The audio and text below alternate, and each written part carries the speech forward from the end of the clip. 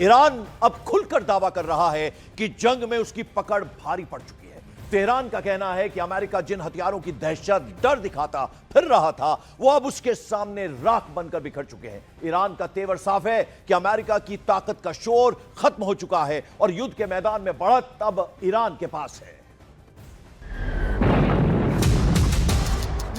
जब युद्ध भयानक दौर में है, जब बारूदी कोहराम एशिया से यूरोप तक फैल गया है, जब ईरान, इजराइल, अमेरिका पूरी दुश्मनी निभा रहे हैं, तब ट्रंप अचानक ऐसे लीडर पर भड़क उठे जिसे अमेरिका दोस्त मानता है। ट्रंप का दिमाग तुर्की पर गर्म हो गया है।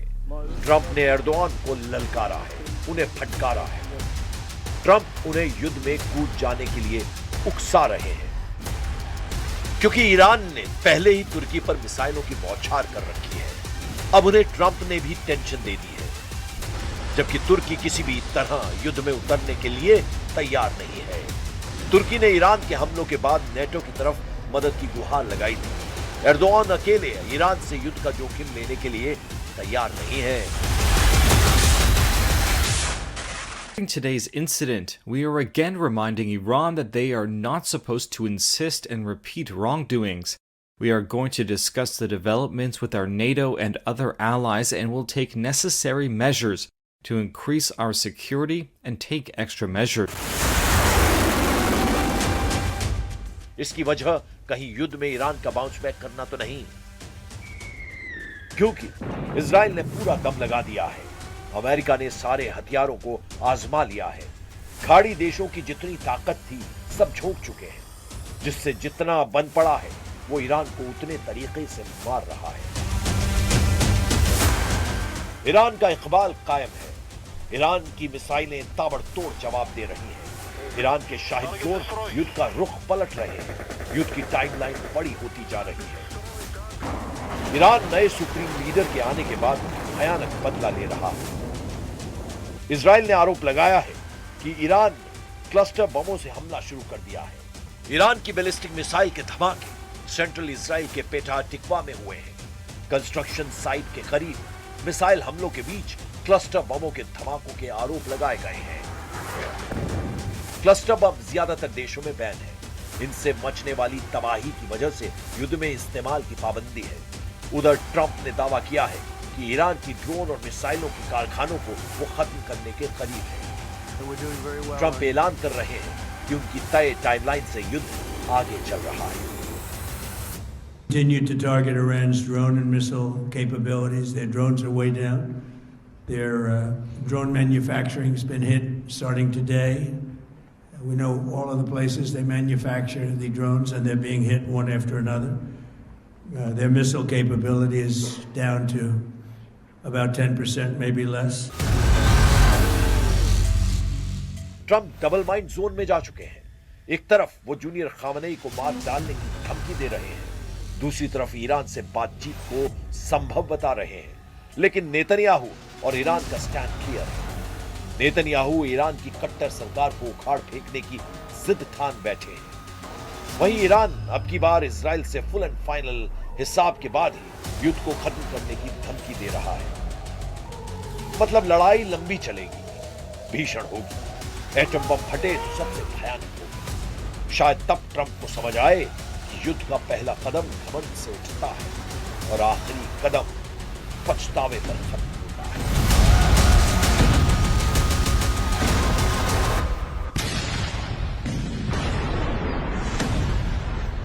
और पश्चिम एशिया में चल रही जंग का आज 12वां दिन है और 11 दिन से चल रही ये जंग अपने चरम पर, अपनी हाइट्स पे पहुंच चुकी है। और इस बीच ईरान के बाद समंदर में जंग बहुत भयानक हो गई है। बड़ी खबर यह आ रही है कि स्ट्रेट ऑफ हॉर्मुज को लेकर अमेरिका और ईरान के बीच अब टेंशन और ज्यादा तेज हो गई है। अमेरिकी आर्मी ने ईरान के माइन बिछाने वाले 16 जहाजों को नष्ट करने का दावा कर दिया है। अमेरिकी सेना ने हमले का एक वीडियो भी बाकायदा जारी किया है। इसमें कई ईरानी जहाजों पर मिसाइल और प्रोजेक्टाइल से हमला होते नजर आ रहा है। इस कार्रवाई को अमेरिका के बड़े सैन्य अभियान ऑपरेशन एपिक फ्यूरी का हिस्सा बताया जा रहा है और इस ऑपरेशन का मकसद ईरान की जो नौसैनिक क्षमता है उसे कमजोर करना है। तब अमेरिका भी फुल एक्शन में नजर आ रहा है।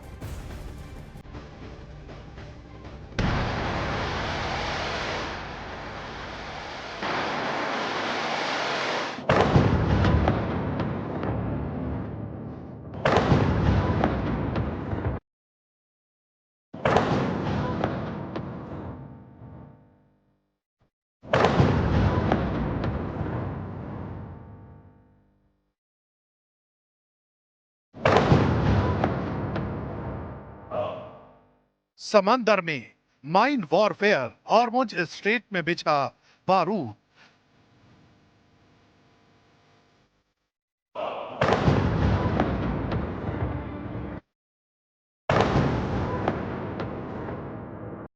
समंदर में अमेरिका ने फूंके ईरान के 16 जहाज।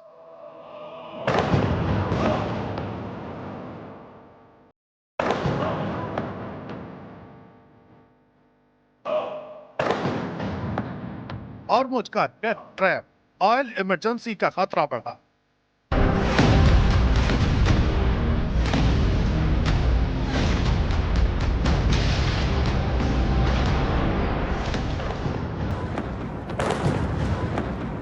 समंदर में बारूदी बारिश की ये तस्वीरें आई हैं ईरान के पास हॉर्मुज स्ट्रेट से, जहां अमेरिकी मिसाइलों ने ऐसी तबाही मचाई कि ईरान की सेना में खलबली मच गई। दावे के मुताबिक हॉर्मुज स्ट्रेट में अमेरिकी सेना ने ईरान के उन 16 जहाजों को नेस्त नाबूद कर दिया जो समंदर के अंदर बारूदी माइंस बिछाने का काम करती थी।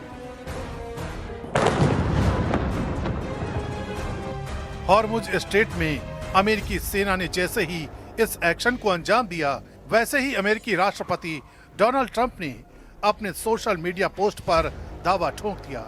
इस महा एक्शन का एक वीडियो भी सामने आया जिसमें समंदर में माइंस बिछाने वाले ईरानी जहाजों को ध्वस्त करते दिखाया गया। वीडियो में साफ दिखा कि पहले अमेरिकी सेना ने ईरानी जहाजों को टारगेट किया, फिर उस पर मिसाइल से हमला कर उसे तबाह कर दिया।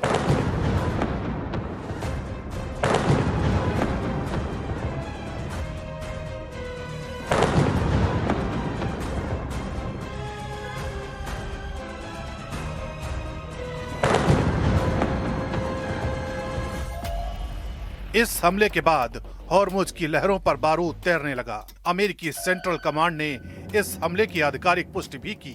जानकारी के मुताबिक ईरान इन जहाजों के जरिए हॉर्मुज के रास्ते में हजारों बारूदी सुरंगें बिछा रहा था ताकि दुनिया का तेल व्यापार ठप किया जा सके। राष्ट्रपति ट्रंप ने पहले ही चेतावनी दी थी कि अगर ईरान ने एक भी टैंकर को हाथ लगाया तो पलटवार 20 गुना भयानक होगा।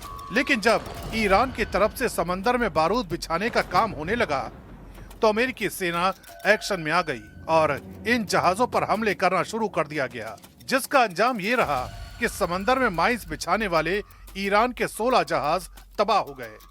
डोनाल्ड ट्रंप से पहले अमेरिकी रक्षा मंत्री पीट हेग्सेथ ने भी दावा किया था कि ईरान पर अब तक के सबसे बड़े और सबसे तीव्र हमले किए जाएंगे।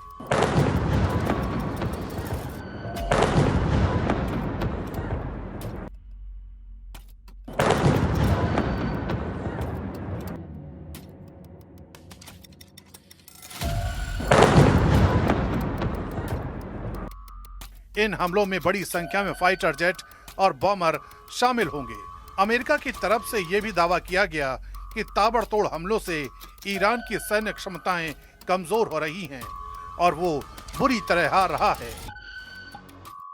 वहीं अमेरिका पर ईरान ने भी तल्ख जवाब दिया है। अमेरिका ने कहा कि वो धमकियों से डरने वाला नहीं है। ईरान को खत्म करने की सोचने वाले अपने अंजाम के बारे में सोचें। और ईरान का ये पलटवार एक्शन के रूप में भी दिख रहा है। पश्चिम एशिया में ईरानी मिसाइलें पाताल लोक से निकलकर न केवल अमेरिकी बेस बल्कि तेल और गैस ढांचे को निशाना बनाना शुरू कर दिया है। ईरान के हमले में इराक की बत्ती गुल हो गई, वहां कई ग्रेड फेल हो गए।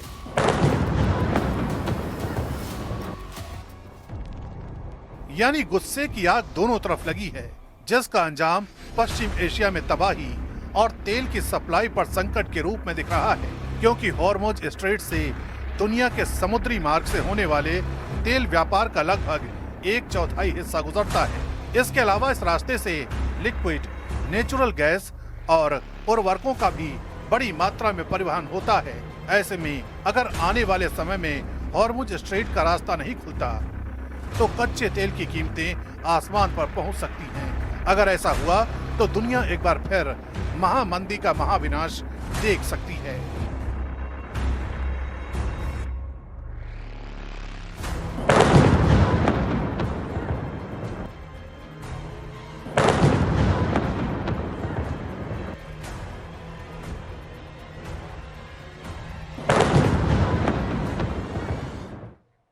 और जंग को लेकर इस वक्त ताजा स्थिति क्या है, इसकी अपडेट के लिए चलते मेरी सहयोगी जसप्रीत के पास।